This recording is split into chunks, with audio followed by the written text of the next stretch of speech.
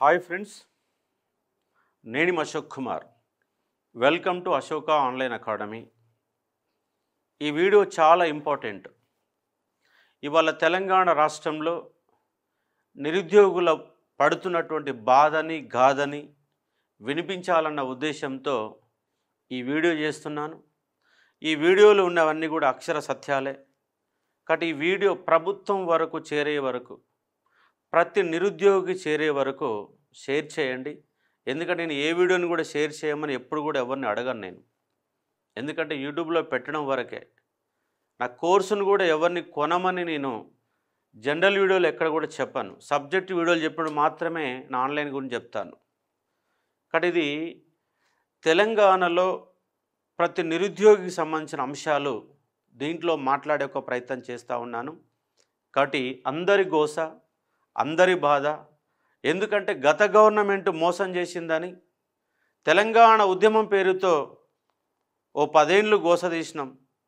TRS గవర్నమెంట్లో 10 ఏళ్ళు గోస తీసినాం. మళ్ళీ కాంగ్రెస్ అధికారంలో కూర్చోబెడితే వీళ్ళు కల్లిబొల్లి కబుర్లు చెప్తున్నారు, మాటల గారడి చేస్తున్నారు, నిరుద్యోగులను నమ్మించే ప్రయత్నం చేస్తున్నారు. కానీ నిరుద్యోగులు వాస్తవాలు తెలుసు. చదువుకోనటువంటి రైతులే మీ మాటలను అర్థం చేసుకున్నప్పుడు చదువుకున్నటువంటి నిరుద్యోగులు మీరు చెప్పే మాటలు ఈజీగా అర్థం చేసుకుంటారు. వాళ్ళకు అర్థమవుతుంది, వాళ్ళు వాస్తవాలు గ్రహిస్తున్నారు. కాబట్టి ఇక్కడ ఉన్న అంశాలు చూడండి. కాంగ్రెస్ గవర్నమెంట్ రేపు 7వ తారీఖుతో 100 రోజులు అవుతుంది. మొదటి మంత్రివర్గ సమావేశంలోనే నిరుద్యోగుల గురించి మాట్లాడతామని, మెగా డిఎస్ వేస్తామని మాటలు చెప్పి ఇంతవరకు నిరుద్యోగ అంశం పైన ఒక ఉన్నత స్థాయి సమీక్ష సమావేశం లేదు. విద్యాశాఖ మంత్రి మీ దగ్గర పెట్టుకున్నారు, ముఖ్యమంత్రి కాన్న పెట్టుకున్నాడు. హోంశాఖని ముఖ్యమంత్రి కాన్న పెట్టుకొని ఆ నిరుద్యోగుల సంబంధించిన అంశాలు ఏ ఒక్కరోజు ఉన్నత స్థాయిలో సమీక్ష జరపలేదు. పైగా మోసం చేసే విధంగా మీ ప్రకటనలు ఉన్నాయి. హడావుడి హంగామా చేసి పార్లమెంట్ ఎన్నికల్లో లబ్ధి పొందాలన్న ఉద్దేశంతో ఆ గత గవర్నమెంటు ఇచ్చినటువంటి ఉద్యోగాలని, పెట్టిన ఎగ్జాములని మీరు ఇప్పుడు ఇచ్చి రిజల్ట్ ఇచ్చేసి మీ ఖాతాలు వేసుకోవాలనే ఒక ప్రయత్నం ముమ్మాటికి జరుగుతుంది. మీ పరిపాలన ఎట్లా ఉందంటే నిరుద్యోగులకు సంబంధించి నిరుద్యోగులకు హామీలు ఇచ్చి, నిరుద్యోగులకు వరాలు ఇచ్చి, మీరు ఎన్ని వరాలు ఇచ్చినా కూడా మేము టీఆర్ఎస్ని ఓడించాలనుకున్నాం కాబట్టి కాంగ్రెస్ని గద్దె మీద కూర్చోబెట్టినాం. కానీ మీరేమో నమ్మించి తడిబట్టతో నిరుద్యోగుల గొంతు కోసే ప్రయత్నం చేస్తున్నారు ఈ ప్రభుత్వం. పేరు గొప్ప ఊరి దిబ్బ 2 లక్షల ఉద్యోగాల పేరుతో అధికారంలోకి వచ్చి ఇప్పటి వరకు ఒక్క కొత్త నోటిఫికేషన్ లేదు. ఇచ్చిన ఉద్యోగాలన్నీ పాత ఉద్యోగాలే. ఒక్క కొత్త నోటిఫికేషన్ లేదు, ఒక్క కొత్త ఉద్యోగం లేదు. పైగా ఉన్న ఉద్యోగాలనే మిగిల్చుకునే ఒక ప్రయత్నం చేస్తున్నారు. ఇవన్నీ నిరుద్యోగులు గమనిస్తున్న అంశాన్ని ఇక్కడ మీరు చూసుకునే ఒక ప్రయత్నం చేయండి. లేదంటే మీకు కూడా నిరుద్యోగుల యొక్క సెగ తాకుతుంది. మళ్ళీ మిమ్మల్ని నమ్మడానికి కూడా ఏ నిరుద్యోగుడు ఉండడు. కాబట్టి ఆలోచించి మీ నిరుద్యోగుల విషయంలో డిసిషన్లు తీసుకోండి. తీసుకున్న డిసిషన్లను మార్చుకునే ఒక ప్రయత్నం చేయండి. లేకపోతే నిరుద్యోగులు అనేవాళ్ళు ఊరుకుండరు. ఎందుకంటే చదువుకున్నోళ్ళు ప్రభుత్వాలను ఎంత త్వరగా మార్చాలనేది మొట్టమొదటిసారిగా అడుగులు వేసేవాళ్ళు నిరుద్యోగులే అన్న సత్యం మీకు బోధపడి ఉంటుంది. గత గవర్నమెంట్ని కూల్చి మిమ్మల్ని కూర్చోబెడితే మమ్మల్ని నట్టేట ముంచుతున్నారన్న అంశాన్ని ఇక్కడ మనం అర్థం చేసుకోవచ్చు. ఒక్క కొత్త నోటిఫికేషన్ లేదు, అన్నీ పాత ఉద్యోగాలే. ఇప్పుడు మీరు గొప్పగా చెప్పుకుంటున్నటువంటి 25,000 ఉద్యోగాలలో ఒక్క ఉద్యోగం అన్నా మీరు కొత్త నోటిఫికేషన్ ఇచ్చారా? పాత ఉద్యోగాలని మీరు రిక్రూట్మెంట్ చేసి మీ ఖాతాలో 2 లక్షల ఉద్యోగాలలో 25,000 ఉద్యోగాలను మీ ఖాతాలో వేసుకునే ఒక ప్రయత్నం జరుగుతుంది. ఇది ముమ్మాటికి మోసమే. మీరు ఇవ్వాల్సిన 2 లక్షల ఉద్యోగాలు పాత లెక్కలు కొత్తగా చెప్పి అవే ఉద్యోగాలు నమ్మించే ప్రయత్నం చేస్తే నిరుద్యోగులు అనేవాడు అక్షరాస్యుడు నిరక్షరాస్యుడు కాదని అంశానికి అర్థం చేసుకోవచ్చు. గురుకులమంతా గందరగోళమే. 9,210 ఉద్యోగాలు నింపుతామని ఇక నియామక ప్రక్రియ మొదలుపెట్టి దాంట్లో 3000 ఉద్యోగాలని మిగిల్చే ప్రయత్నం చేస్తున్నారు. ఇవాళ పిల్లలంతా రీలింక్వేషన్ ఆప్షన్ కోసం రోడ్లు పట్టుకొని తిరుగుతున్నారు. జిఆర్ఎల్ ఇవ్వండి, ఇంతవరకు జిఆర్ఎల్ ఇవ్వలేదు. డిసెండింగ్ ఆర్డర్లో నింపుతామన్నారు. చివరికి నింపుతామని చెప్పి ఆర్ఎస్ ప్రవీణ్ గారికి కూడా సమాధానం చెప్పి మీ పాత పాటల్లోనే పాత విధానంలో పోతున్నారు. రీలింక్వేషన్ ఆప్షన్ ఇవ్వకుండా 3000 ఉద్యోగాలను మిగిల్చుకునే ప్రయత్నం చేస్తున్నారు. జిఆర్ఎల్ ఇవ్వలేదు, డిసెండింగ్ ఆర్డర్లో నింపడం లేదు. ఇది ముమ్మాటికి మోసం. కాబట్టి 3000 మంది విద్యార్థులు కూడా రోడ్లు పట్టుకొని తిరుగుతున్న అంశాన్ని ఇక్కడ అర్థం చేసుకోవచ్చు. పోలీసు రిక్రూట్మెంట్లో కూడా 15,600కు పైన ఉన్న పోస్టులలో 4,000 ఉద్యోగాలు మిగిల్చుకునే ప్రయత్నం చేస్తున్నారు. జీవో నెంబర్ 46 పేరు మీద ఎన్నికల్లో హామీలు ఇచ్చారు. వాళ్ళు తిరగని లెక్క లేకుండా రోడ్లు పట్టుకొని జీవో నెంబర్ 46 బాధితులు తిరిగి అలసిపోయారు. వాళ్ళకి ఎన్నికల ముందు ముచ్చట చెప్పడం కోసం ఒక కమిటీని ఫామ్ చేశారు. మరి ఆ కమిటీ ఫైనల్గా ఏం తెలుస్తుందంటే ఈ నోటిఫికేషన్ మీకు ఇవ్వలేము, వచ్చే నోటిఫికేషన్కి న్యాయం చేస్తామని చెప్పే ప్రయత్నం మీలో జరగవచ్చు. ఇది ముమ్మాటికి వాస్తవం. జీవో నెంబర్ 46 అమలు చేయలేదు. మరి అమలు చేయని శాతగానప్పుడు అసెంబ్లీలో ఎందుకు మాట్లాడారు? వాళ్ళకి ఎందుకు హామీలు ఇచ్చారు? ఎన్నికల సమయంలో ఎందుకు మభ్యపెట్టారు? వాళ్ళ రోడ్లు పట్టుకొని తిరుగుతున్నారు. మీకు తెలియదా? న్యాయ సంబంధ విషయాలు అడ్డొస్తాయని తెలవనప్పుడు సంకనాకు ఇచ్చారా మీరు హామీలు? ఎవరిని మోసం చేయడానికి హామీలు ఇచ్చారు? ఇవాళ గురుకులాలలో 3000 ఉద్యోగాలు మిగిలించుకొని మళ్ళీ నోటిఫికేషన్ ఇచ్చేసి అవే కొత్త లెక్కలు చెప్పే ప్రయత్నం చేస్తున్నారు. ఇది దగా ప్రభుత్వమా, మోసపూరిత ప్రభుత్వం అని ప్రతి నిరుద్యోగి ఇవాళ నిలదీస్తున్న అంశాన్ని అర్థం చేసుకోవచ్చు. మెగా డిఎస్సి ఇవాళ నోటిఫికేషన్లో కూడా మెగా డిఎస్సి అనే పేరుతో పెద్దగా పోస్టర్ రిలీజ్ చేశారు. అది మెగా డిఎస్సి అంటారా? అది మెగా డిఎస్సి కాదు, దగా డిఎస్సి.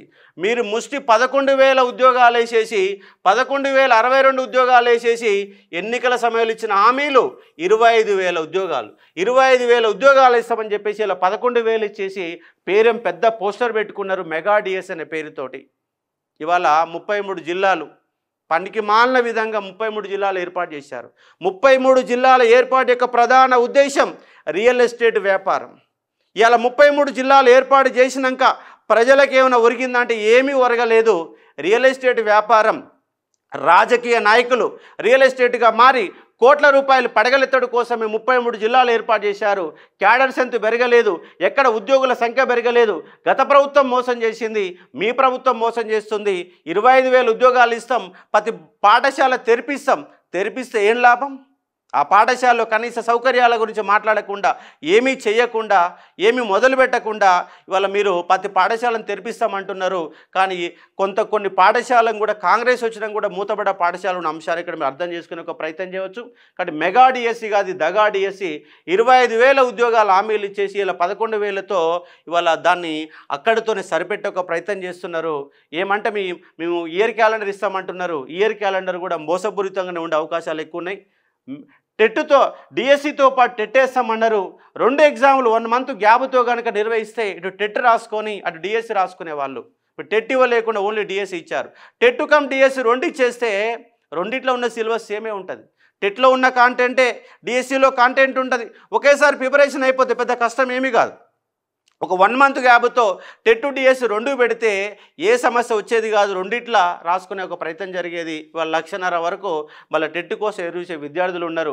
పైగా అట్లనన్నా 25,000 ఉద్యోగాలు వేస్తానన్న ఆల్రెడీ ఉన్న వాళ్ళని ప్రిపేర్ అయ్యేవాళ్ళు. ఏ జిల్లాకు పోయినా, ఏ కేటగిరీ చూసినా, ఏ సబ్జెక్టు చూసినా 1 పోస్టు, 2 పోస్టులు, 3 పోస్టులు, 4 పోస్టులు. దాన్ని ప్రిపేర్ కావాలో తెలియదు, వదిలిపెట్టాలో తెలియదు. క్వాలిఫికేషన్ ఉంది, అటు ముందుకు పోలేక ఇటు వెనకకు రాలేక ప్రతి బీడీ అభ్యర్థి వల్ల నానా గోస తీస్తున్నాడు. గవర్నమెంట్ ఉద్యోగం అంటేనే ఒక భయపడే ఒక పరిస్థితి. వస్తుందో రాదో తెలియదు. చూస్తేనే 30 ఏళ్ళు దాటిపోయినాయి, 35 సంవత్సరాలు వచ్చినాయి, 25 ఏళ్ళు ఉన్నాయి. ఇంటికి పోతే ముఖం చూపించలేని పరిస్థితి, చదువుకున్నందుకు ఎందుకు చదువుకున్నావురా బాబు అన్న పరిస్థితి ఈ ప్రభుత్వాలు కల్పిస్తున్నాయి. ఈ తెలంగాణ రాష్ట్రంలో దగా పడ్డవాడు ఎవడున్నాడంటే వాడే నిరుద్యోగి దగా పడుతున్నారు.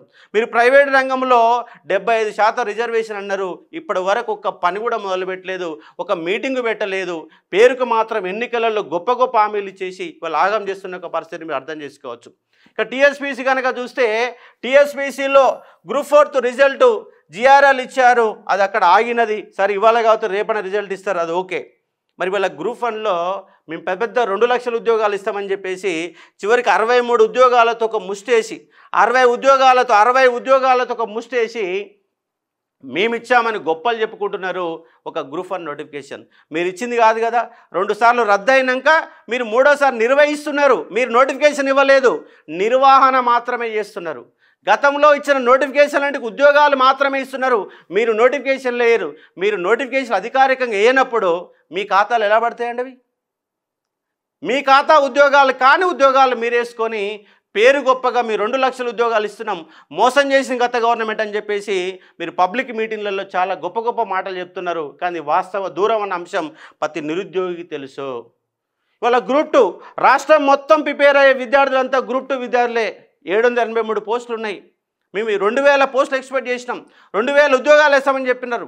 3000 ఉద్యోగాల వరకు గ్రూప్ 3 ఉద్యోగాలు అని చెప్పేసి ఆశించినాం.